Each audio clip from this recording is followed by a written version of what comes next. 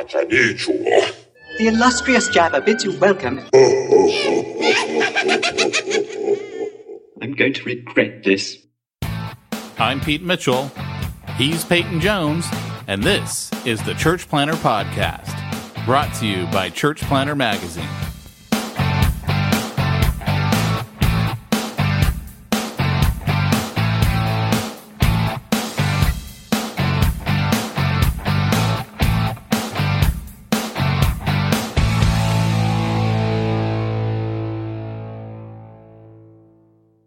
Hey, if you're going to plant a church, you need to get in touch with Portable Church Industries at portablechurch.com. They will help you plant a church by helping you move and schlep all your gear like a game of Tetris, like Lego bricks. Everything fits tight together, and it saves a bunch of frustration on the part of your team. Go to portablechurch.com.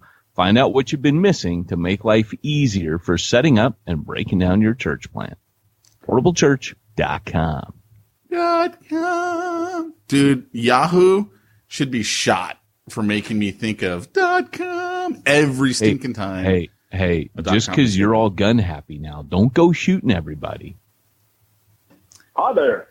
My name's Dewey, and I'm calling for Pete Mitchell. I understand that Pete Mitchell will train my congregation to blow people away in the name of Jesus. Hey, Pete, give me a call. I got some bullets here. I got some gun here. I don't know how to shoot them at people. Could you please come and tell my church how to do that? That would be rad. That would be good. I would love it. We show you how to properly cook up a hog when you're here. We show you how to read the Bible, and you can show us how to shoot people. That's what we want. So we're here at your ministry, and that you can help us with that. So give me a call. Again, that's Dewey at First United Church of the Happy People in Jesus. And we're in Alabama, by the way. It's a long way to come. But we take airplanes. So we can invite you over and we can put you on an airplane. Put you on an airplane? Yeah, they sound pretty advanced. They sound like they mean business, Pete. I tell you, they mean business because I went out there and this is what happened.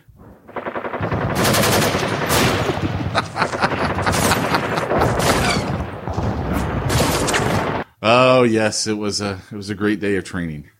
That's wonderful. Did they cook a hog for you? All I know is if it's anybody's first time listening to us, they're like, I don't think this has anything to do with church planting. And they're right. At least this part doesn't. Well, welcome to the Church Planter Podcast. It's been a slow start today. I think we tried to do the ad about 5 times. And, Pete's very particular about the ads. I don't know if you know this, but they have to be just right. Well, you got people who are paying you money. I think they deserve a little bit of our attention. You see, Pete, that's where we differ. And that's why we don't have sponsors anymore. That's why we can't have nice things, Pete. It really is. It really is. If you would like to sponsor the Church Planter Podcast, why? If you want to sponsor the Church Planter Podcast, we do have to believe in you. So if you are one of those ministries, well, see, like, wait. That's where we differ. Exactly. Because I'm like, if you are one of those people, like, I could not advertise the one where they're like, hey, let us train you in gun safety for our church and security. I couldn't do that. Why? I could. I just couldn't. I know you could. You're in that world. That's just, dude, it's weird to me, man. Why is it weird? It's just weird, man. Like that there's a whole business now that trains people how to shoot in church. That's just weird to me. If you want to pack a gun and protect your church. There's not a whole business that trains people how to shoot in church. Do you not get those emails? It's not a business around that. It's a course. Think of it as an elective at the university. The university is there to give you your liberal arts degree. And oh, by the way, if you want to know how to shoot people in church, we've got this thing over here. That's what that is. Hey, that didn't touch a nerve, huh? Somebody been to the gun range a lot recently? I was there last night. Shoot it out, buddy. Shoot it out. Dude, I was there last night. You saw my Facebook post. It was a good night. I was using my new 45, and I put a 22 LR conversion kit on my Glock 17. And the best comment on there was a guy that said, "Hey, I see powder burns on those targets." How close were you? There's powder burns on it. It was pretty funny. Good. We can't all be as skilled as you. Well, it's because he's a long range shooter. He'll like go to the range and do the 1,000 yards and nail it. So that's amazing. Sniper. Yeah, I know. That's why I'm like, dude, what can I say to this guy? I know how good he is. So I started watching The Tick last night. Yeah. Have you seen that show? No, that's stupid. What do you mean? I mean, yet again, we prove that you and I really have nothing in common. I don't understand how this happens. Did you ever watch a cartoon in the 90s? No, it was stupid then. Oh, dude, that was the best cartoon ever. You were in high school back then, right? You're like, I don't know where to go with this. It was the greatest thing that ever happened to TV. Oh, man, that's just classic comedy. And the cartoon's funny, dude. I was busting a gut over that. There's this one scene, and this chick's shooting lightning at him, and he's nigh invulnerable. So the lightning doesn't hurt him. You know, it stops him a bit. But at one point, she's shooting lightning at him so hard she has this glass eye, and it pops out of her head. And he goes, "Watch out, chum. She's shooting glass eyes at people." That was hilarious, man. That's just good comedy. Yeah, I think that's one of those you had to be there because it just sounds even stupider coming out of your mouth.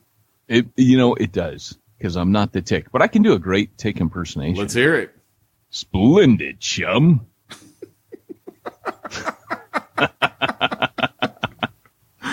Oh, my head hurts. My head hurts. Where's Tyrone? Well, welcome to the Church Planner Podcast. You're now about ankle deep in smack talk, and you're going to wade up to your waist before we get into the church planning goodness today. I don't know that I have a whole lot. I kept thinking there were stories that I wanted to tell you, and I need to have like a notepad where I write them down. Well, here's what I want to do. I want to do a contest for our listeners on what they think our Halloween costume ought to be. Because I think I got a good idea, but it's a little insulting to me, but I still think it would be great. This is when they need to do like Exponential West at the same time as Halloween, so everyone comes in a costume.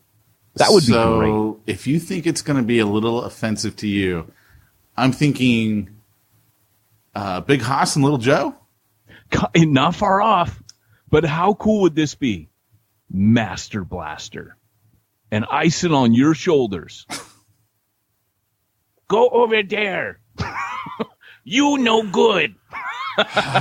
Dude, and Pete's got the big hammer, and I ride on your shoulders. Man, that would make the best Church Planner magazine costume ever. Master Blaster. Yeah. You could use your kids, though. Remember how we talked about how things just aren't growing fast enough at the magazine? I got a feeling it's got something to do with, well, how do I put this? Us? Well, here's what I would love. I would love to actually, you know how we were talking about how you can rent a little person for your function? I know you've talked about it because you've been like enthralled with the idea. It's on my bucket list. I have to do this for at least something. Bucket list. And I would love to be Blaster, dress up like Blaster. If you don't know what Master Blaster is, from Mad Max Beyond Thunderdome, but best Thunderdome, best Mad Max movie. I am going to throw you a surprise party for your birthday next year. I'm just letting you know now ahead of time. Okay. All right. And I am going to rent a Winnebago full of little people dressed as ninjas. That's my present. No friends will come, except I will have the little people and your family. That's all I need. I'll just be like, just leave us alone together for a little while. I just need to bask in little people. You know, my favorite film as a kid, we've talked about this, is Time Bandits. So there is a strange kind of fascination. And, but I can't watch it when it's serious. So like, you know, those shows where they have like little people on there and it's like you're watching that. Actually, that one makes me sad because it's their problems, you know, it's like their everyday life. You know, that's different to me. That's kind of like, all right, that sucks. Yeah. Being you sucks. You know, I feel sorry for you And then it seems off base. When you're talking like science fiction, and that's rad, man. So I would love to do that as a costume. I bet if you search on Google, you'll find someone who is Master Blaster and they have a little person on their back. Bet you anything. Brandon Brooks, look it out. Look it up for me. I'm going to leave that one right there. That's it. Hate mail coming to me? You know, I don't know. Do you actually get your email from Peyton at churchplannermag.com? Nope.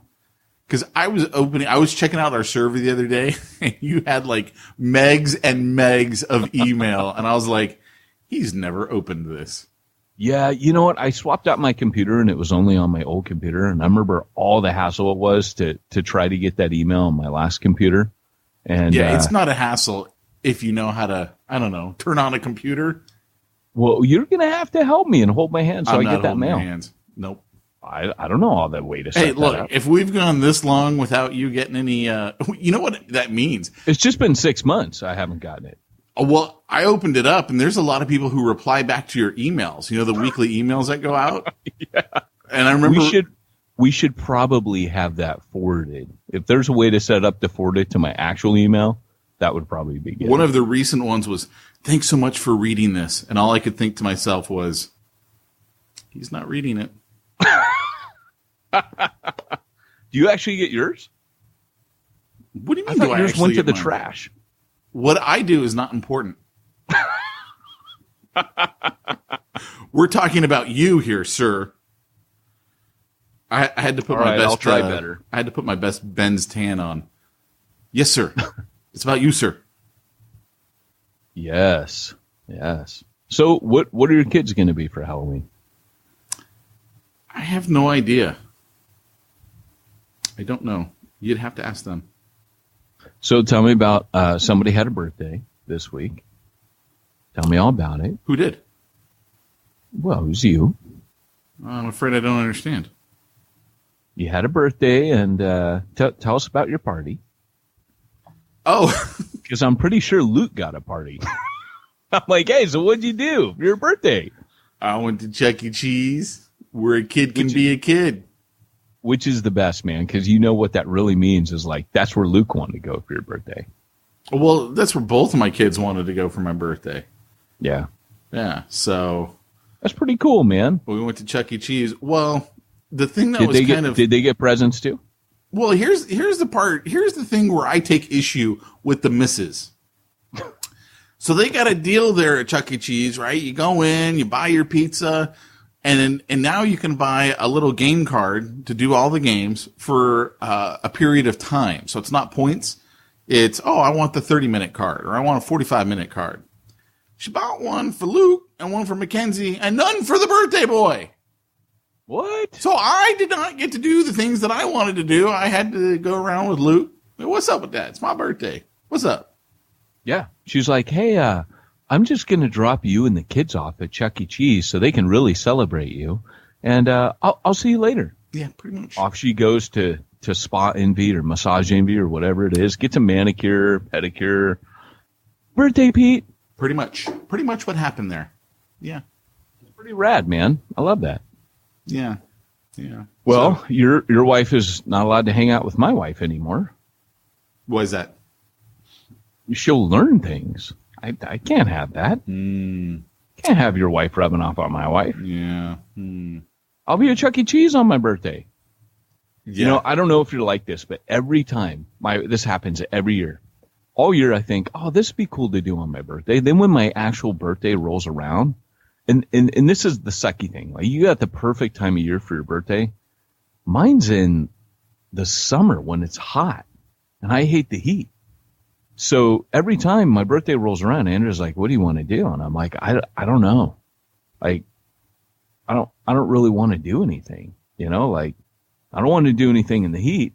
But then all my ideas, I can't remember a single idea. So usually we end up doing, like you said, something that the wife suggests that the kids want to do. So I get you. It's the way it works, man. It is. It's just the way that it works. But we did come up with a good idea. You had, for my birthday, said, "Hey, dude, let's go to that virtual reality thing with stormtroopers." You actually like run around a room. And I completely don't remember. I totally made it up. You didn't offer that, but I wanted you to pay for me. Nice. And then, no, you did. And yesterday I'm like, hey dude, I haven't gotten your present yet, but, here's your present. I'll pay for you. You pay for me, which basically we pay for ourselves. Let's go do that. So we're going to go do that now. I like it. Yeah, it works. And then we'll have to talk about it on Smack Talk. Yeah, I guess so.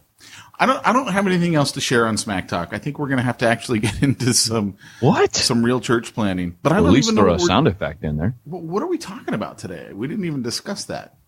No, we didn't. But I want to talk about overcoming the fear in church planning that holds you back. That's our topic. I got a bad feeling about this. How's that for overcoming the fear? Should I make Doc Brown kick us off? You should. That's what we pay him for. All right, Doc. Great Scott! It's time for this week's topic. Let's get down to the nitty-gritty. It's my favorite one. Yeah, that's good. You know, I quoted that when I was speaking to the EV Free denomination last week. And I just said it. I didn't put any inflection or voice into it. And somebody did it, so I had to do it. So there were some podcast fans out Let me ask, are you trying to name drop now? Hey, I was a paid speaker for EV Free, and if the rest of you denominations out there would like to hire me, I'm available. They were supposed to pay me? They weren't? You spoke for free? Never mind. No, never mind. No. Yes, I was Pete speaking to EV Free. The denomination. Yes, I was. And I do work for the Southern Baptists. Yes. And I will speak to the Anglicans and the Methodists and the Calvary Chapel peoples for a fee. I don't know why I do this podcast. Hey, I will speak for free because I believe that's what God would like me to do. Oh, that's rad. I one-upped you. Nice. You did. You know, I actually will pay you to have me come and speak. Top that, buddy. I can't. There's no topping it. Okay. All right, see. So it looks like you're going to be speaking for free and I'm going to be poor. So, hey, guys, today's topic is about overcoming the fear of whatever it is. You know, when you're going to church plant, there are a lot of things. There's various stages of fear. There's the fear of committing to church plant. There's the fear of getting your calling wrong. There's the fear that you're going to lead out and nobody's going to follow. There's the fear that you're going to try to gather a core team after telling all your friends and family, hey, I'm going to plant a church and no one's going to come.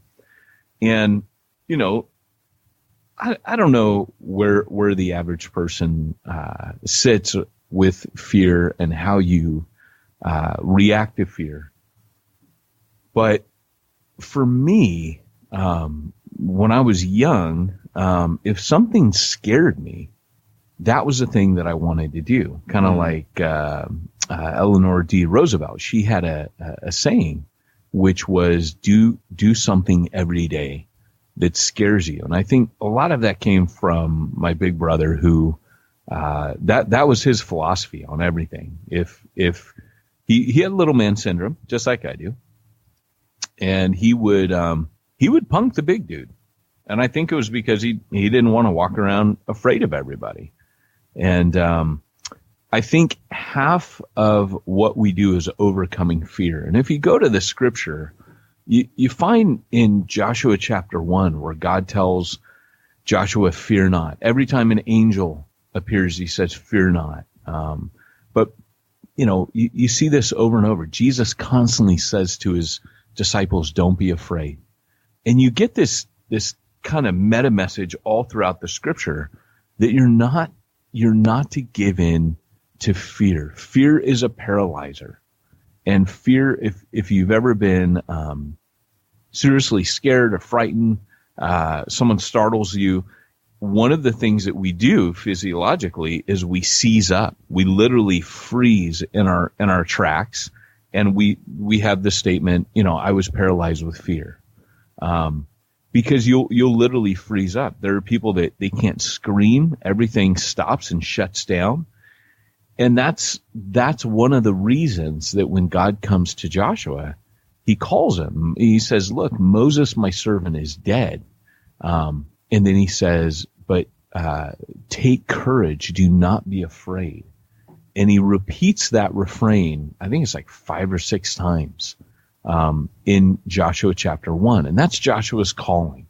And God keeps saying to him, only be strong, take heart, be of good courage, do not be afraid, for I am with you. Or he says, and I will be with you. And I think that we don't talk about this enough because it's kind of not cool to be afraid. It's not, it implies a lack of faith, and yet it's very, very human. And what we tend to do in religious circles is when we have something that we feel conflicts with our religious ideology, we brush it under the carpet, we hide it, we pretend it's not there, and we don't talk about it. So a lot of the things that the church needs to be talking about, we don't, because we say, oh, well, I'm not supposed to feel that. So, well, the Bible talks about it a lot because the Bible knows that you will feel it. So the Bible doesn't say, no, don't feel that, don't feel that. The Bible encourages those who do feel afraid to be of good courage, and it reassures them, hey, you're feeling this, but let me remind you of the reality. The reality is that God is with you. What we do is we don't operate that way. Like I said, we fear what fear? We deny it to ourselves. The Bible talks about deceiving yourself. You just keep pushing it. You stuff it. You push it under the carpet. You never deal with it. And so, every time I plan a church, and, this is important, I think, for people to know, is that I'm afraid. I'm not feeling when I plan a church like confident, hey, I got this. And it's because I don't got this. And I know that every time. I know that every time I'm getting ready to plan a church, I'm facing imminent failure. And because of that, there's fear. There's the fear of failure. And so that's kind of the topic that I want to open up today. Okay, so go. How do you like that one? Huh? No, I don't like that. I know you don't. Pete, think of a time when you were afraid. I can't think of one. No. But yeah, no, man, I've just. I'll be afraid this weekend. Yeah? Yeah, I'm flying to Oregon. Going to go visit my friend in the federal pen on Saturday. And then I'm flying to Idaho for a conference. And I don't come back until the following Tuesday. And I won't have my gun with me, so I will be afraid. That's hilarious. It's true, though. Yeah, you can't pack in those. Do you normally, like? Is that actually a thing? Do you actually feel safe when you're packing? Let me put it like this: I've never not felt safe, but I feel even less not. I feel even less not safe. That made no sense. Yeah, I've never really been afraid. Anywhere. No, I know you Karate Man. Karate Man don't feel but pain. When you pack in heat, you feel even less of that, if it's possible. Really? I mean, because it's like, yeah, no, I can get that, but in life, man, what do you find fear does to you psychologically? Well, it depends on what kind of fear you're talking about. I mean, realistically, I talk about this a lot. In business, one of my biggest fears is the phone. I hate the phone. So that's a common one in business. Like if I had a cold call for business, forget it. I'm done. Like some people love it. Some people have no issue with it. They can do it.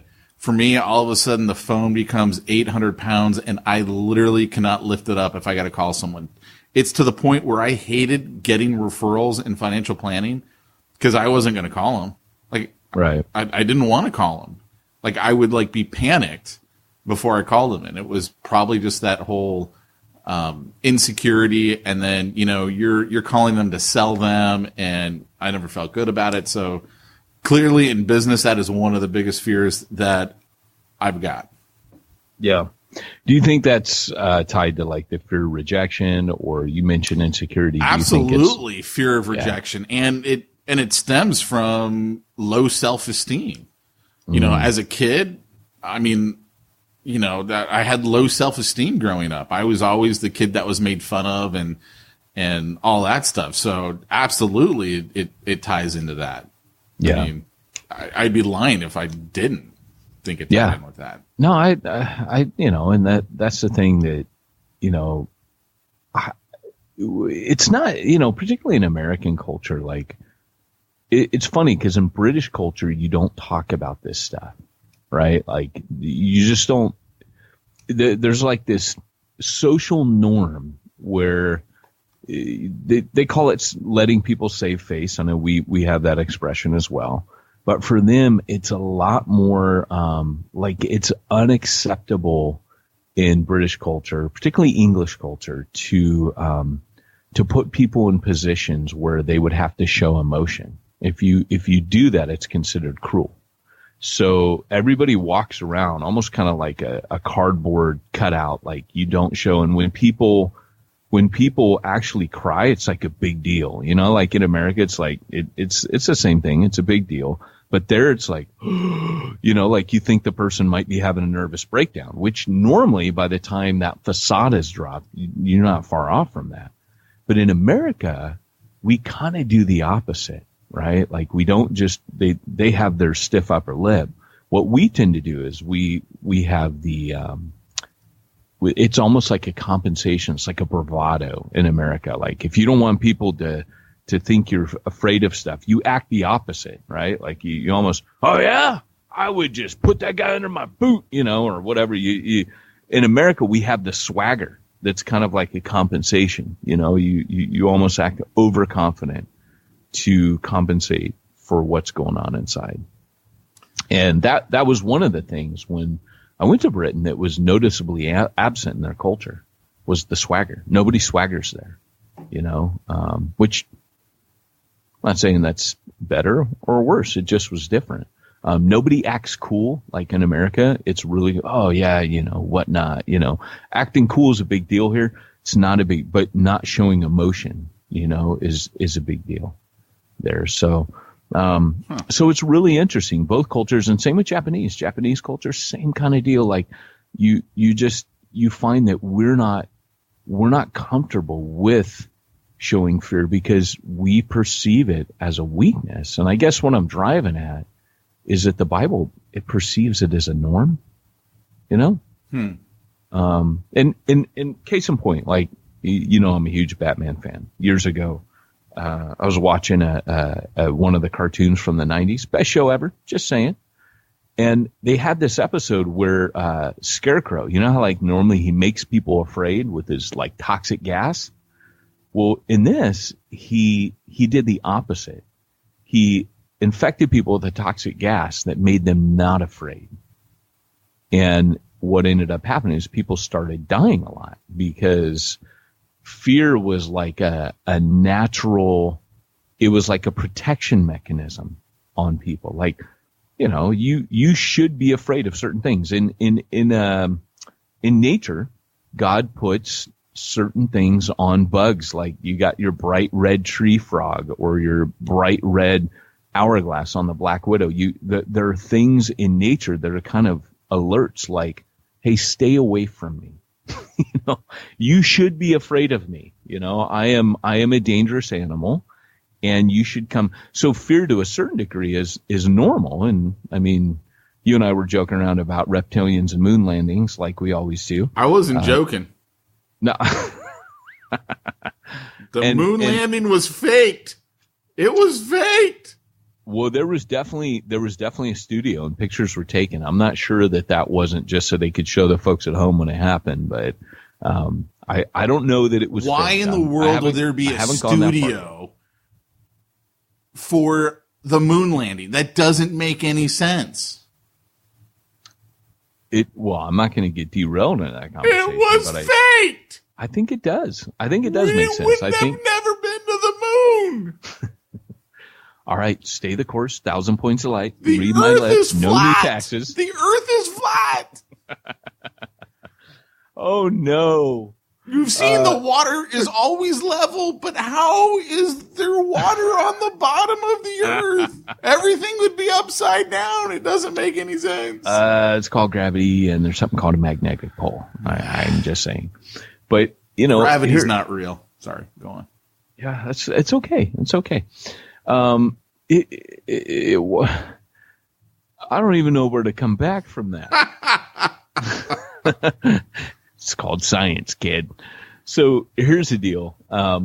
We've got, basically like this tendency to associate anything that makes us feel bad with something that is bad. And I don't think the Bible's doing that. I don't think the Bible's saying fear is bad and evil. And of course you find people from the faith movement where that's what they're going to get you to think, they will equate anything that makes you feel negative with something bad. And I think we imbibe a lot of prosperity doctrine without knowing it, right? It comes from superstitious. By the way, the prosperity doctrine that people imbibe is very close to the superstitious beliefs of every other religion, right?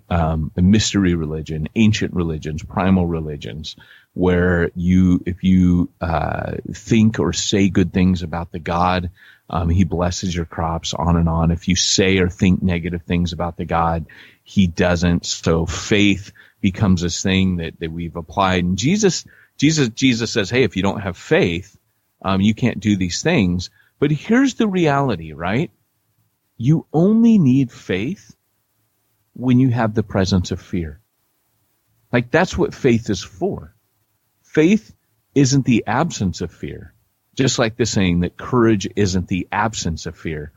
Courage is the willingness to act in the midst of fear, right? Or in spite of fear. Faith is being obedient to do what God has commanded in the presence of your internal fears. It's the willingness to take that action. So, I know this is kind of dealing with it more on a psychological level. But I think, like I said, if we don't talk about it, we don't open up our brains, we don't open up our minds and our thought processes and evaluate. See, what a lot of people do is they let that fear stop them. Oh, I'm afraid. Yeah, but put your big boy pants on. Yeah, you're afraid. Anything worth doing in life, I'm just telling you, you're going to be afraid. Having a kid is one of the best things ever. Getting married, best thing ever, right? But you're going to be afraid. First time you had sex, I don't know about you, Pete. Hey, this is PG. Turn off for your kids. Don't let your kids listen. Nope. First Nope. time you have sex. Nope. If you're a normal human being, there's a little bit of fear. Nope. There. No fear.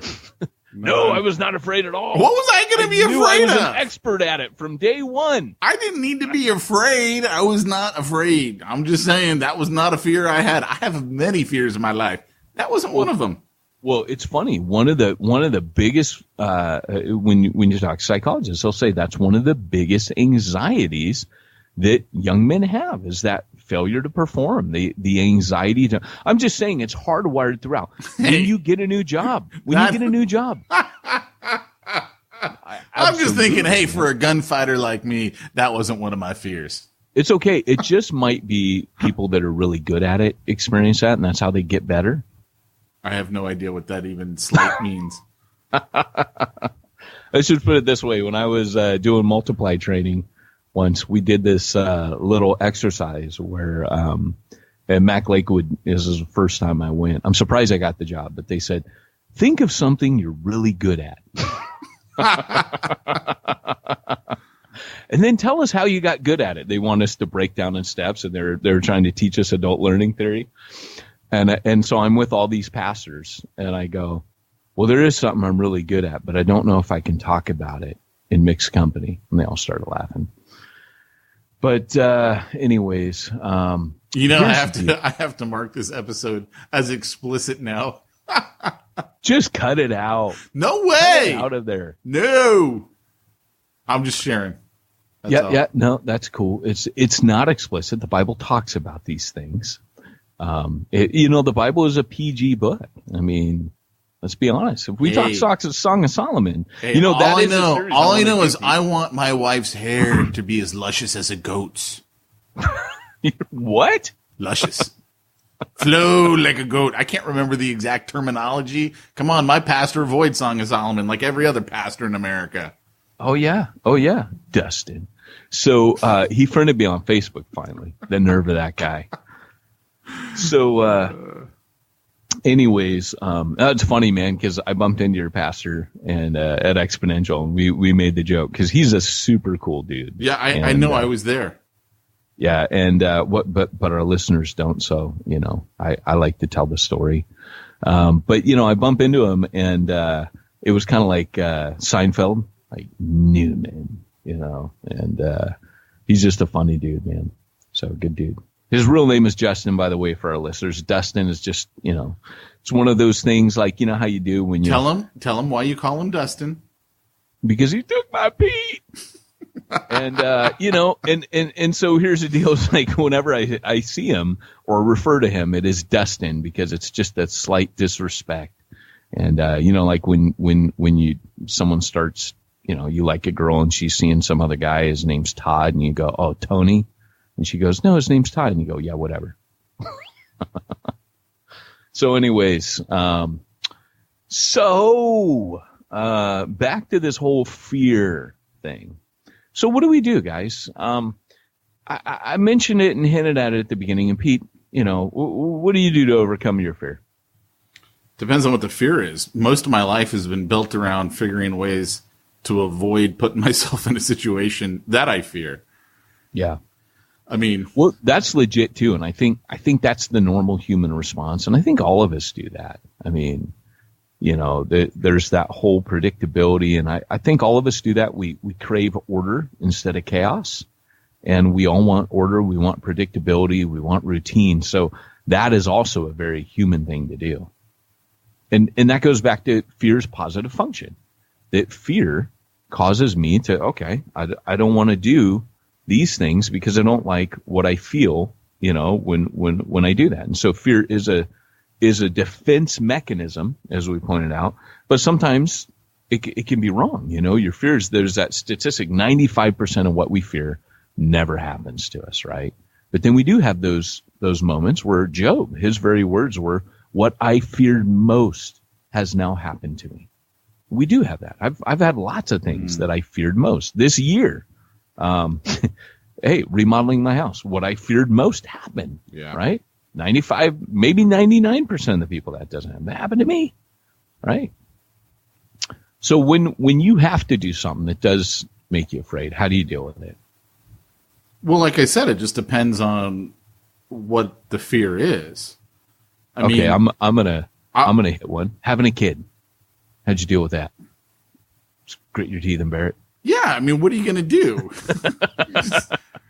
Send them back? I mean, what do you do? It's just, it is kind of funny though. Like one of the people who had some of the most profound influence on my life was a buddy of mine in college, and he had just spent 4 years in the military's active duty. He was a SEAL, but he was a SEAL when there wasn't a war going on. So he got out before the wars started. So at the time, and I have no idea what happened after college, but at the time he'd never done any active duty. He used to say to us with a twinkle in his eye, we haven't been at war since I've been in the military. So everything I've done has been a training mission. And we were like, interesting. Okay, what does he mean by that? But the thing is, he was 5'6" and maybe $150, soaking wet. Right? A small guy, but he was a SEAL. And he was also one of the strongest Christians I've ever known. And one time we saw him get into a fight, and he's going against this guy who's a lot bigger than him. He's just manhandling the guy. We were kind of like in awe of that. Like, wow, this is cool. These Navy SEALs really do know how to fight. But the way that he used to walk, like, he just had a different walk about him, and almost like he just didn't care. And I remember one time he was taking a class. It might have been a Bible class. I can't remember what it was, but he had to like turn in an art project that demonstrated like a Bible verse or something like that. And so he turns one in, and they didn't know, but it was one of those auditorium classes, and he's sitting in the back of the auditorium on the ground. So when they were grading everyone's art, they didn't see him. So they didn't know that he was in there, and he's hearing everything that they said, and they're like ripping his art to shreds. And so as soon as they were done, he stands up, walks down, and grabs it. And they're like, "Oh, you were here." So he's telling his dad about this experience. And these guys were totally off. First of all, it wasn't an art class. It was a Bible class. So you can't judge and give him a grade based on the art. So his dad was like, "Well, you know what you got to do, right?" And he's like, "Yep."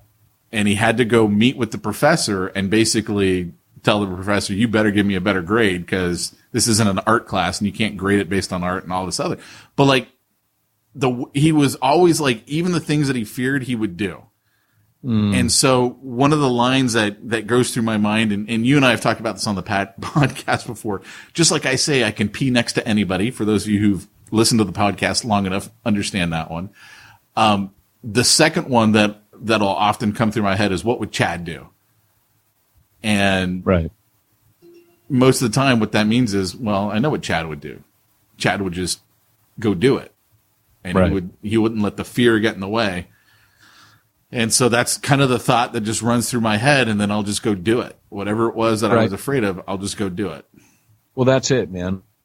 When I do stuff at work, like if I have a bunch of tasks, I will look at things that I don't want to do. And I'm aware of the tendency. I once had a coach who says, "You do what you want to do and you avoid what you don't want to do." Sounds profound, but he goes, "I need you to analyze your work week. What do you do? And look at it. You'll notice a pattern. You stay away from things you don't like to do. And those are the things that you probably need to do, but you don't do them." And he goes, and start looking at that. Start challenging yourself. Start doing the thing you really want to do least first.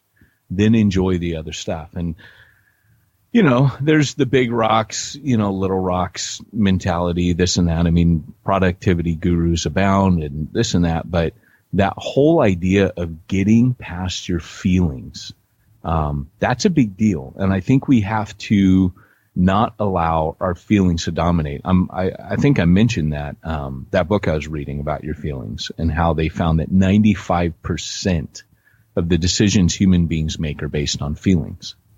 That's a problem. In fact, they showed a guy who had a head injury. Did I tell this story? Guy had a head injury. No. And the part of his brain that got affected was the part that had to do with emotion. He couldn't feel emotions after his head injury. Interesting. So when it came time to eat, he couldn't decide because so much of that is based on feelings, not logic. Yeah. When it had to do with where he wanted to go. It was just really, really difficult to him because feelings are such a part of our process. Like when you go out and run errands, you work it all out, but a lot of that is based on what you feel and what you want and what makes you feel good. That's how you work your day out, so it's really, really fascinating. He lost the ability to function because so much of the decision process is based on feelings. So, as we look at what fear does to us, our response, they have what's called the fight or flight mechanism. And fight or flight means one of two things. Either you run, which is what we're talking about, most people do. And when it comes to church planning, you can either run or put off your launch. I always tell guys, nail your launch down. It's in stone. You're not moving it. Once you put that date on the calendar, because the number of times I watch church planners change their launch date, and it was based on fear. They just got afraid. But if you set that in stone and you say, no matter what, I'm not moving that, then you've taken the flight option off the table. Fight or flight. Now the only thing left to do is fight. And when it comes to church planning, that's what you have to do. You have to have that mentality like, I'm going to fight. That's what God appears to Joshua and tells him. Take courage, be strong, don't fear, and charge ahead, buddy, because everywhere that your foot trods, it will be yours. right? Like you'll just, anywhere you go, now there's going to be battles, there's going to be fights. Joshua was a general and he fought tons of wars, more wars than Moses fought. But God tells him, but you're going to win. And you need to just take courage. I've made you this fighting leader, not the prophetic leader like Moses was. You're kind of like the precursor to a judge now. And you can't be Moses, you've got to be you.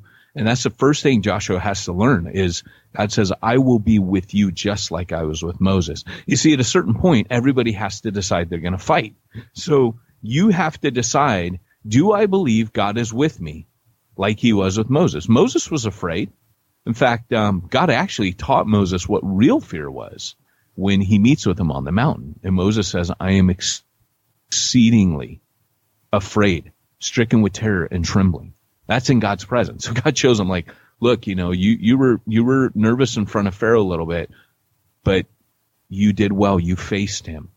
Let me show you who I am and who you're dealing with. And then Moses comes away going, oh my gosh, well, like John Knox said, he said, fear God and you'll never fear any man again, right? If you walk in the fear of the Lord, that serves as a backdrop. So you don't fear man. And Proverbs says a fear of man is a snare. I mean, there's all different types of fear that the Bible addresses. But when it says a fear of man is a snare, that's a fear of other people's opinions. And, it can be all kinds of fear, man. Fear of getting beat up, fear of, whatever that people can do to you. And that's why Jesus says, don't fear what man can do to you. Fear God, and so, we're looking at this, you've got to make that decision to fight. And fighting looks different. Like let's say my launch date's come up. And guys, this can apply to any outreach. This can apply to any major change coming. With the fight or flight, obviously the fight, how a lot of guys do it is they prepare, they over prepare, or they double down and they go, well, I can't control the outcome, but I can make sure I'm prepared for every possible, outcome or situation. So you find a lot of times when people really make up their mind that they're going to face their fears, they prepare. That's what fighting looks like. You've got to embrace the fear and embrace. And I think, I know this is going to sound sexist, but it's positive. In the Bible, sometimes you see where people say, like God at one point, I'm trying to remember who he says this to, but he says, be a man or play the man in the old King James. And he tells him to man up. He says, be a man, because part of being a man is not being steered by your emotions, your feelings, right? That is a male trait. We would never have men go to war. Those guys, those soldiers, they're freaking out inside, like your buddy Chad. They're scared. There's not a soul. My grandfather was combat infantry, and my brother's combat infantry. And they all just very openly said, yeah, I was scared. Heck yeah, I was scared. My brother says, I'll never forget touching down at an airstrip, first time as a Marine, and bullets hitting that runway. And he goes, it's the weirdest feeling when you realize someone's over there trying to kill me right now. And, that was like his first year in the Marine Corps. I think they're in Honduras or something. And, after you embrace that look, this is just an occupational hazard. Fear, I mentioned this in Church Zero, Cha-ching. I say fear is a constant bedfellow for an apostle, a planner. It's definitely what happens. I look in the mirror sometimes. I lost my hair when I went into ministry. Now, obviously, that was male pattern baldness, thanks to the genetic offering of my mom's father. Just to be clear, though, there's no pattern to that baldness. No, there's not. I have 2 bald spots, front and back. Yee-hoo, I won something. But realistically, but like when I look at my face, like I look at, my brother is 5 years older than me. He's been all over the world. But I'm the older looking dude. And, whereas he would be on tour and he would go through these things and do all that. For me, I think I live a much higher stress life on a day to day. And he would be the first to say that. Yeah. But I look like the older brother, my face, we look like twins. So, I'm 5 years behind him, but we do, if we go out, people used to say, when I was in my 20s and 30s, they would always say, are you two twins? Now you look at us and people, if you say, hey, who's the older brother? They'll be like, me. They'll point at me. And that's not cool. But how much older is he? He's 5 years. Wow, dude. Yeah, man. And I look like the older brother. Wow. That's all I got. Well, especially with your going for Santa Claus beard right now, you look really old. Yeah, my wife looked at me the other day and said, you look like Papa Smurf, which is ironic because my brother runs a big biker club, and they actually call him, his nickname is Papa Smurf when he has his beard. So I looked at my wife. Does he wear a red beanie and red pants? You know what's funny is they have like an annual meeting where, it's like their edition of like Biker Week or whatever. They do monthly rides or whatever. But he actually dressed up like Papa Smurf one year. Nice. A blue shirt and these big red pants. And, with his biker vest over it, dressed like Papa Smurf. That's awesome. But it's funny because I think I mentioned that, as much as he can make fun of himself, he's actually kind of a tough mother. They had this fight club, and every once in a while they'll do a fight club. And his guys are like, dude, don't fight boss. He's small, but he's tough. My brother's super tough. Is he small too? He looks way he's bigger small, than dude. me. He's 1 inch. He's 1 inch taller than me. See, that surprises me because he looks big online. Yeah, he does. And but he, I think it's kind of the way, like you said, kind of the way he carries himself too. Yeah. But he's always fought dudes way bigger than him. But anyways, he had a 5-man pileup, and he won. He was last man standing, and one dude ended up with a broken leg, and that's when they put it into it. So guys are like, dude, don't fight boss. So wow. I'd like to think by right of genetics and being his brother, maybe I'm tough too, but that is a very untested theory. No, it's tested, and it's unfortunately been proven not so much. Yeah, that's true. You're right. My last book did kind of prove that. In case anyone had any doubt, you've been tested a lot, and yes, and come up short, come up wanting. I've received some beatdowns in my day for sure, but I have said I will say this: I've been beaten by some of the best.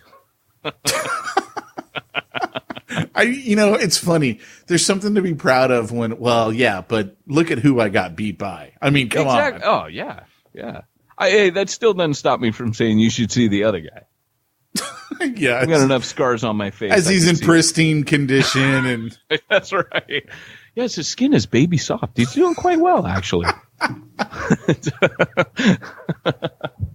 So, anyways, well, hey guys, there's not really much to say other than prepare and run at it and embrace it. I wish I could tell you more, but it does all come down to fearing God. It really does. It's fearing the right thing so that it puts the wrong thing that you fear in context and you can face it. Because if you know that the Lord is with you, that's what David would say on the field of battle. David would literally look left and right and say, 1,000 fall to my left and right. But he says, what have I to fear? For the Lord is with me. If the Lord is with me, who shall I fear?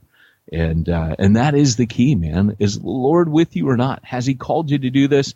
Think of Paul and all the stuff that Paul knew that, he walks towards Jerusalem right after Agabus stands up and says, hey, the guy whose belt this belongs to, he wraps it around his wrist and says he'll be bound and taken to Jerusalem and imprisoned and eventually executed. And Paul goes, bring it on.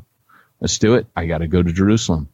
And that's our heritage, man. There were a lot of tough people who embraced their fears and ran at this whole thing we call ministry and church planning in spite of it. And that is what we call faith, ladies and gentlemen. Not the absence of fear, but the ability and willingness to walk towards whatever you're afraid of in the name of God and in the name of the gospel and in the power of the Holy Spirit. Cool. Well, Pete, with all that walking in fear and taking on your giants, man. Let me tell you what I fear. I fear the IRS. Me too. I also fear math, Pete. Just straight up math. Math scares me. How do you overcome your fear of math and the IRS? Well, you get a hold of Josh Henry over at simplifychurch.com. He's got an incredible staff, and he and his staff would be more than willing to walk through all of your church planning needs. He himself is an ex-church planner, but they'll handle your IRS compliance, I was about to say compatibility. Are you compatible with the IRS? I hope not. No. They'll help you with your compliancy issues. They'll help you with all the regulations. They'll help you with payroll. They'll help you with your bookkeeping. That's primarily what they do. And anything else you need. They even provide virtual assistants. So head on over to simplifychurch.com. Well, hey, this has been Peyton Jones and Pete Mitchell on Church Planner Podcast, reminding you, if you want to reach the ones nobody's reaching, you got to go where nobody's going, embrace your fears, and do what no one else is doing. My next book is going to be called I Wish I Had Listened to Pete.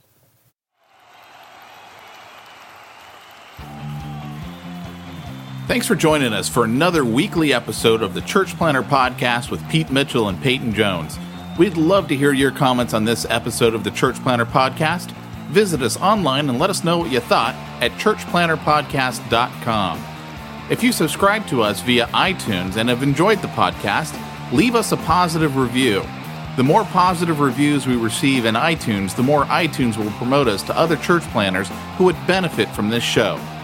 This podcast is brought to you by the Church Planner Magazine, which is available in the iTunes newsstand or online via churchplannermagazine.com.